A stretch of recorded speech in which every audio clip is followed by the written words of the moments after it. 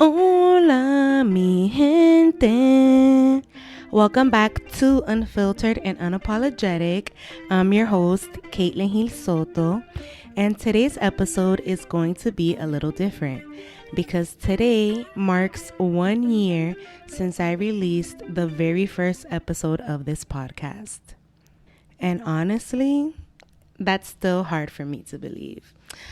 A year ago, I had no idea what this would become. I didn't know who would listen. I didn't know how many episodes I would make. I didn't know how much I would grow. If you've listened to even one episode, thank you. If you've been here since the beginning, thank you. And if you're new, welcome. This podcast started as an idea I had been carrying around for years. I always knew I wanted to do something like this. I just didn't know where to start. I've always been the person people came to for advice. Friends, family, coworkers, sometimes complete strangers. Now, whether they actually listen to the advice is a different story. But I've always loved understanding people. I've always been curious about why we think the way we do, why we repeat patterns, why some people change, and why some people stay stuck. What finally pushed me to start was attending the Creative CEO networking event. I remember walking into that room and feeling inspired immediately. There were women from everywhere, different backgrounds, different industries, different stories. I loved seeing so many women building things that mattered to them. And for the first time, starting a podcast didn't feel like something other people did. It felt possible. And sometimes that's all it takes. One moment, one conversation, one room, one decision. And your life starts moving in a different direction. One thing people might find funny is that public speaking did not come naturally to me at all. I had horrible stage fright. I wasn't the person volunteering to speak first. I wasn't the person raising my hand every chance I got. I mean, when I was younger, yeah, but like as I got older, no. And I definitely wasn't someone who naturally felt comfortable being seen. And looking back now, I don't think I was afraid of public speaking. I think I was afraid of visibility. I was afraid of putting myself out there and not knowing how people would respond. And when I finally released that first episode, I remember feeling nervous. Not because of the recording itself. By then, I had already spent so much time thinking about this podcast, planning it, writing ideas down, imagining what it could become. What made me nervous was not knowing what would happen next.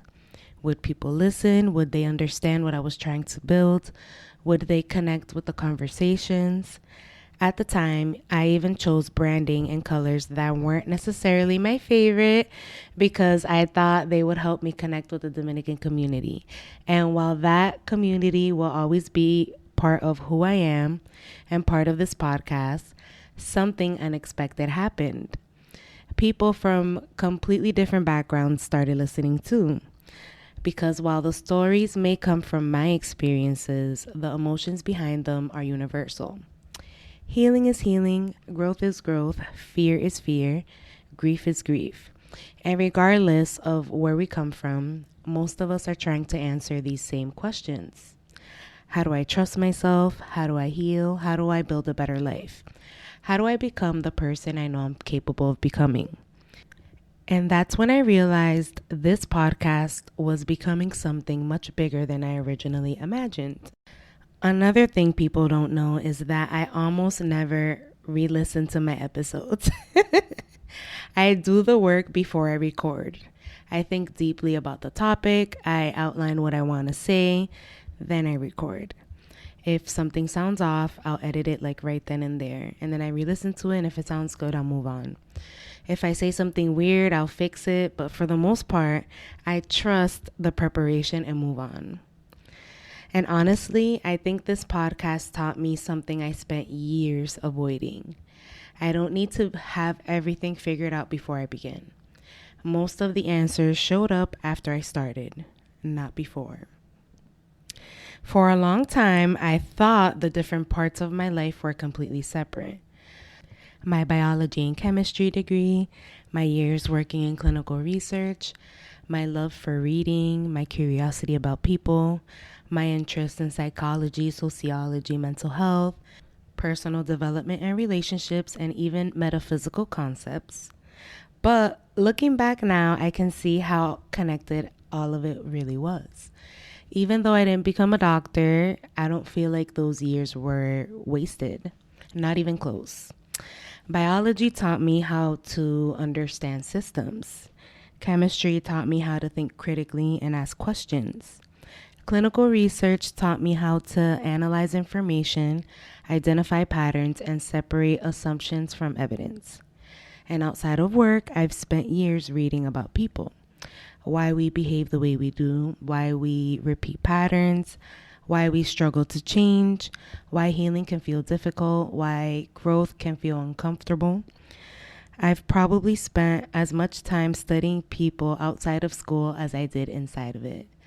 And the more I think about it, the more I realize this podcast didn't come out of nowhere. It was built on years of curiosity, years of observation, years of trying to understand both myself and the people around me. Looking back now, I wasn't randomly collecting interests. I was building a foundation. I just didn't realize it yet.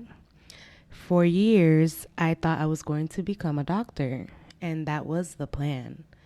For a long time, I was attached to that identity. But the more honest I became with myself, the more I realized I didn't actually want the life that came with it. And if I'm being completely honest, one of the biggest clues was how much I hated the idea of studying for an 8-hour exam. For the MCAT and also like the board exams too, they're all going to be 8 hours. And I remember thinking, there is absolutely no way I want to do this.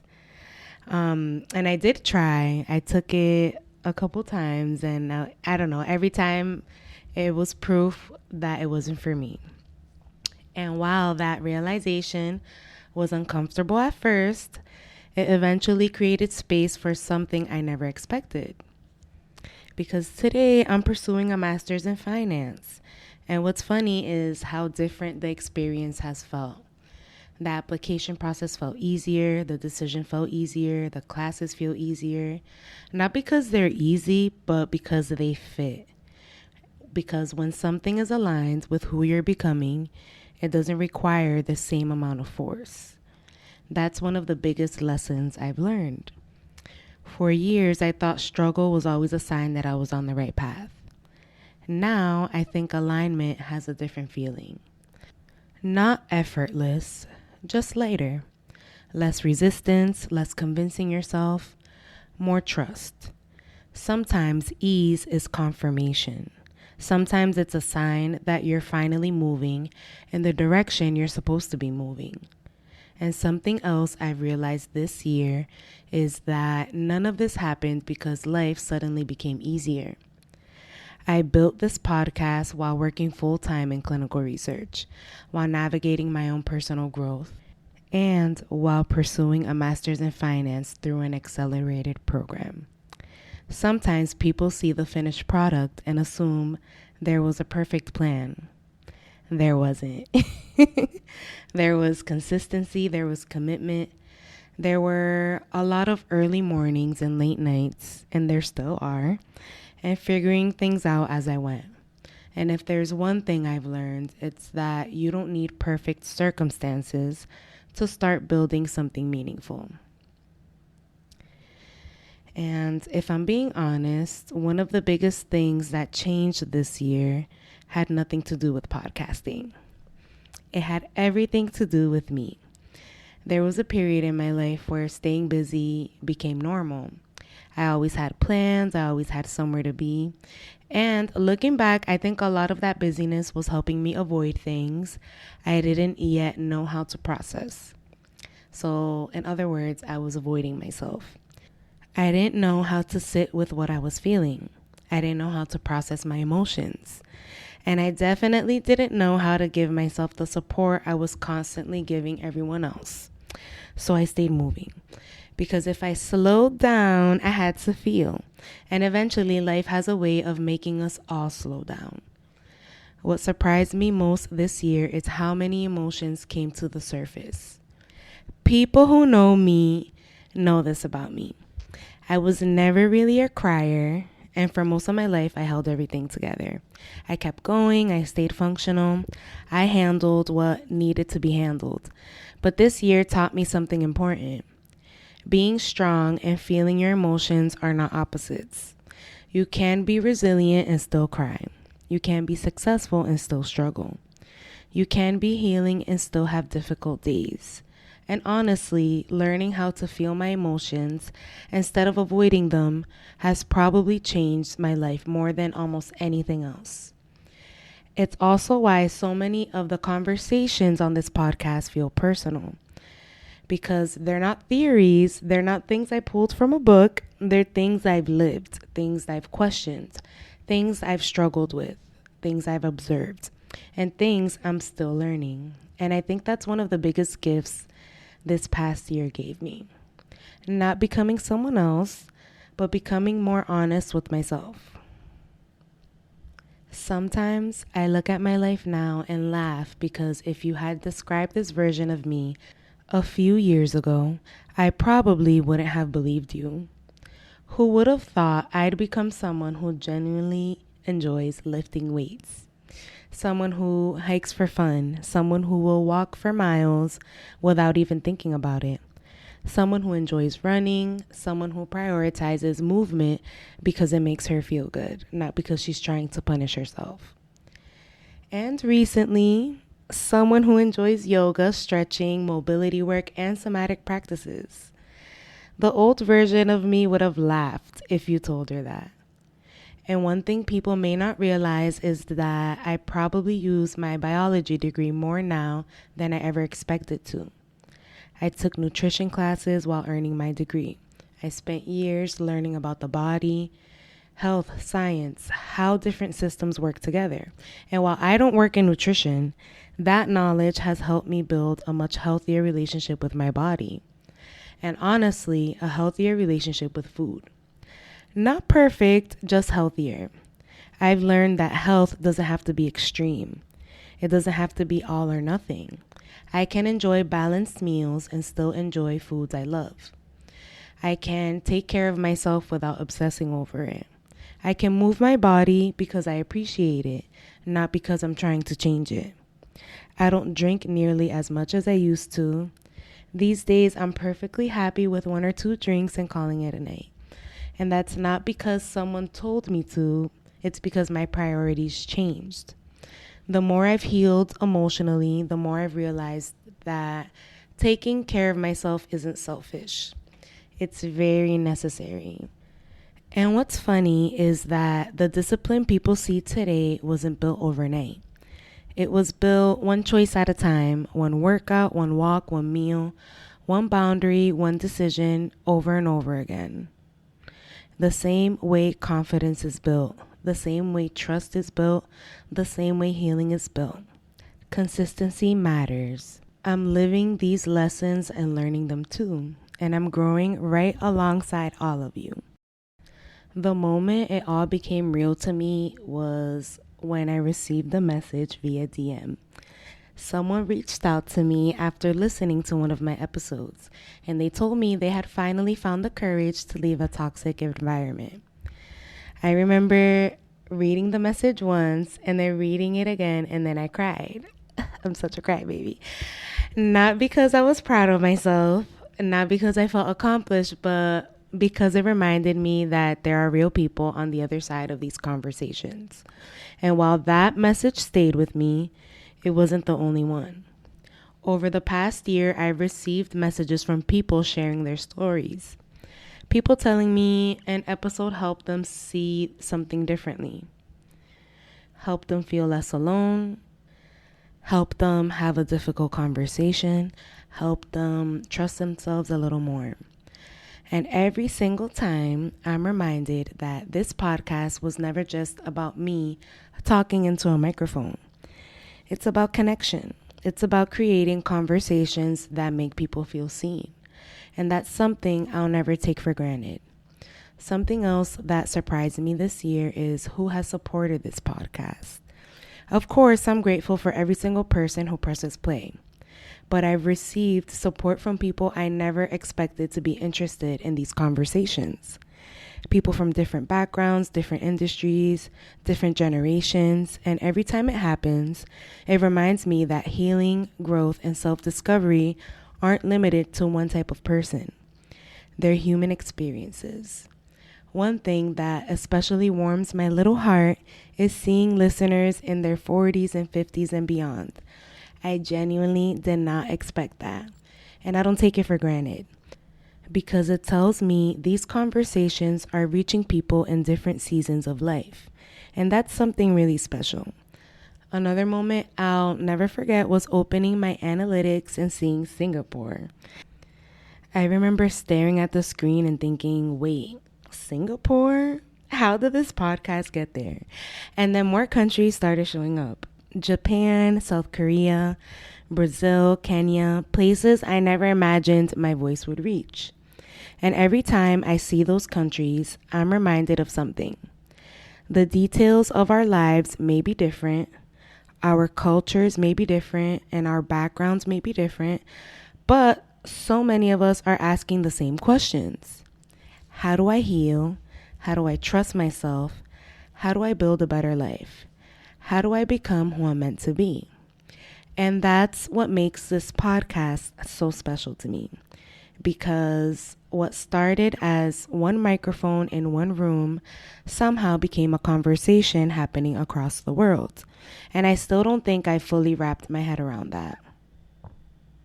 If I had to choose the biggest lesson from this past year, it wouldn't be about podcasting. It wouldn't be about downloads or content creation. It would be about trusting myself. Because over the past year, I've learned that not everything has to happen exactly the way I planned it. There were times I took breaks, times I posted later than my release dates, times I stepped back because I needed the rest, times I needed space to think and space to create.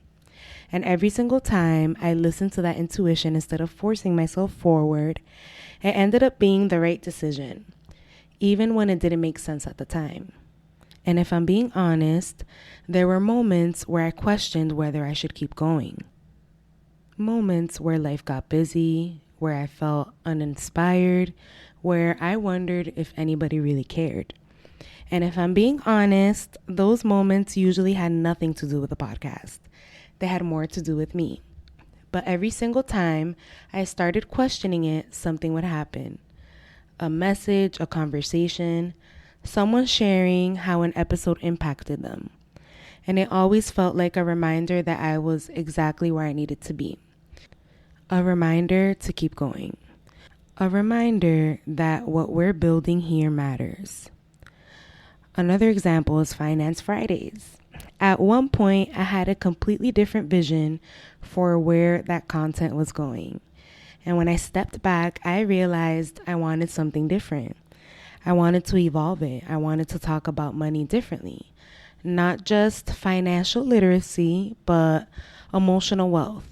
The psychology of money, the stories we inherit about success, the beliefs we carry about scarcity, the ways our upbringing shapes our financial decisions. And while I didn't have all the answers right away, I've learned that I don't need to.